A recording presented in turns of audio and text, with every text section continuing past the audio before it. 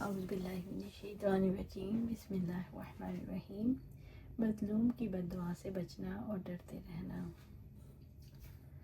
ابن عباس رضی اللہ تعالیٰ عنہ نے نبی کریم صلی اللہ علیہ وسلم نے معاذ رضی اللہ تعالیٰ عنہ کو جب عامل بنا کر یمن بھیجا تو آپ نے انہیں ہدایت فرمائی کہ مظلوم کی بد دعا سے ڈرتے رہنا کہ اس کے اور اللہ کے درمیان کوئی پردہ نہیں، یعنی وہ فوراً پروردگار تک پہنچ جاتی ہے اور ظالم کی خرابی ہوتی ہے۔ اس کا یہ مطلب نہیں ظالم کو اسی وقت سزا ہوتی ہے، بلکہ اللہ سبحانہ تعالیٰ جس طرح چاہتے ہیں ویسے حکم دیتا ہے، کبھی فوراً سزا دیتا ہے، کبھی ایک میعاد کے بعد، تاکہ ظالم اور ظلم کرے اور خوب بھول جائے، اس وقت دفتن وہ پکڑ لیتا ہے۔ حضرت موسیٰ علیہ السلام نے جو فرعون کے ظلم سے تنگ آ کر بد دعا کی، 40 برس کے بعد اس کا اثر ظاہر ہوا۔ بہرحال ظالم کو یہ خیال نہیں کرنا چاہیے ہم نے ظلم کیا اور کچھ سزا نہ ملی۔ خدا کے ہاں انصاف کے لیے دیر تو ہے مگر اندھیر نہیں۔ اگر کسی شخص نے دوسرے پر کوئی ظلم کیا ہو اور اسے معاف کرائے تو کیا اس ظلم کو بھی بیان کرنا ضروری ہے کہ میں نے فلاں قصور کیا تھا؟ بعض نے کہا قصور کا بیان کرنا ضروری ہے اور بعض نے کہا ضروری نہیں، مثلاً اسے معاف کرا لینا کافی ہے، اور یہی صحیح ہے کیونکہ حدیث سے متعلق ہے۔ آپ صلی اللہ علیہ وسلم نے فرمایا، اگر کسی شخص کا ظلم کسی دوسرے کی عزت پر ہو یا کسی طریقے سے ظلم کیا ہو تو اسے آج ہی اس دن آنے سے پہلے معاف کرا لے جس دن نہ دینار ہوں گے نہ درہم، بلکہ اگر اس کا کوئی نیک عمل ہوگا تو اس کے ظلم کے بدلے میں وہی لے لیا جائے گا، اگر کوئی نیک عمل اس کے پاس نہیں ہوگا تو اس کے ساتھ مظلوم کی برائیاں اس پر ڈال دی جائیں گی۔ ابو عبداللہ حضرت امام بخاری رحمۃ اللہ علیہ نے کہا، اسماعیل بن ابی اویس نے کہا، سعید مقبری کا نام مقبری اس لیے ہوا کہ قبرستان کے قریب انہوں نے قیام کیا۔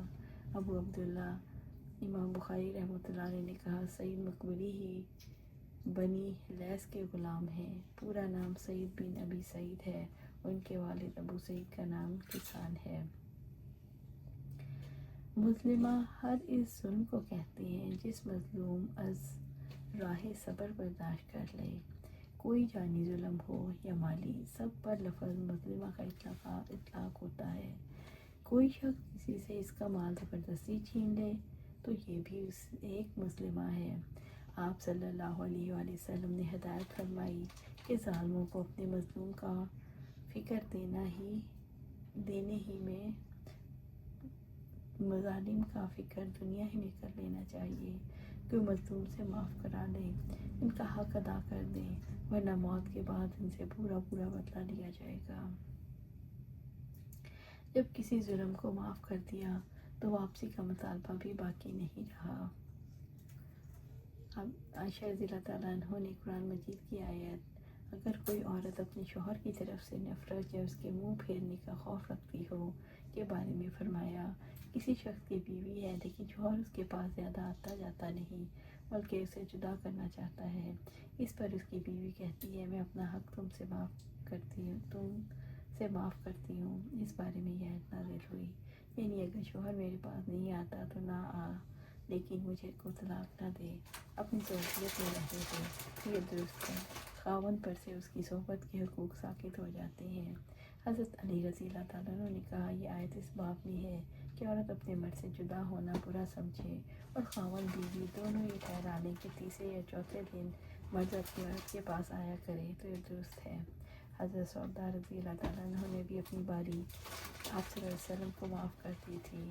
آپ ان کی باری میں حضرت عائشہ رضی اللہ عنہا کے پاس رہا کرتے تھے۔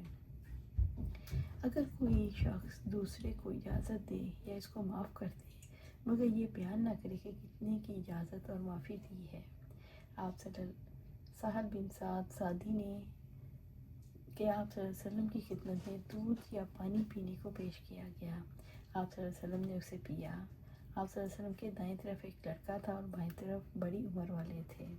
لڑکے سے آپ نے فرمایا، کیا تم مجھے اس کی اجازت دو گے کہ ان لوگوں کو یہ پیالہ دے دوں؟ لڑکے نے کہا، نہیں، اللہ کی قسم یا رسول اللہ صلی اللہ علیہ وسلم، آپ کی طرف سے ملنے والے حصے کا احسان میں کسی پر نہیں کر سکتا۔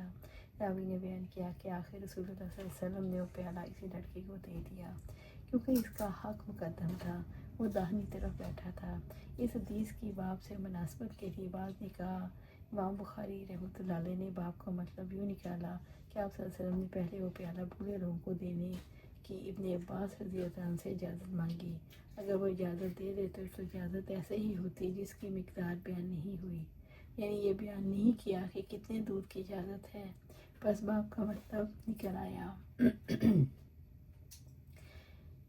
اس شخص کا گناہ جس نے کسی کی زمین ظلم سے چھین لی۔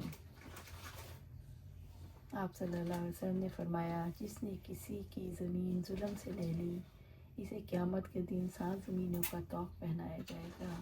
زمین کے 7 طبقے ہیں، جس نے بالش پر زمین بھی چھینی تو 7 طبقوں تک گویا اس کو چھیننا ہے، اس لیے قیامت کے دن ان سب کا طوق اس کے گلے میں ہوگا۔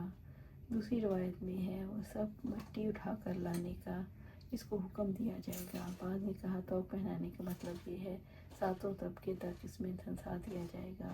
حدیث سے بعض نے یہ بھی مطلب نکالا، زمین 7 ہیں جیسے 7 آسمان ہیں۔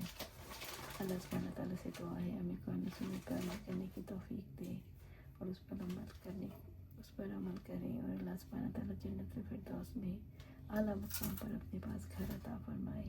آمین یا رب العالمین۔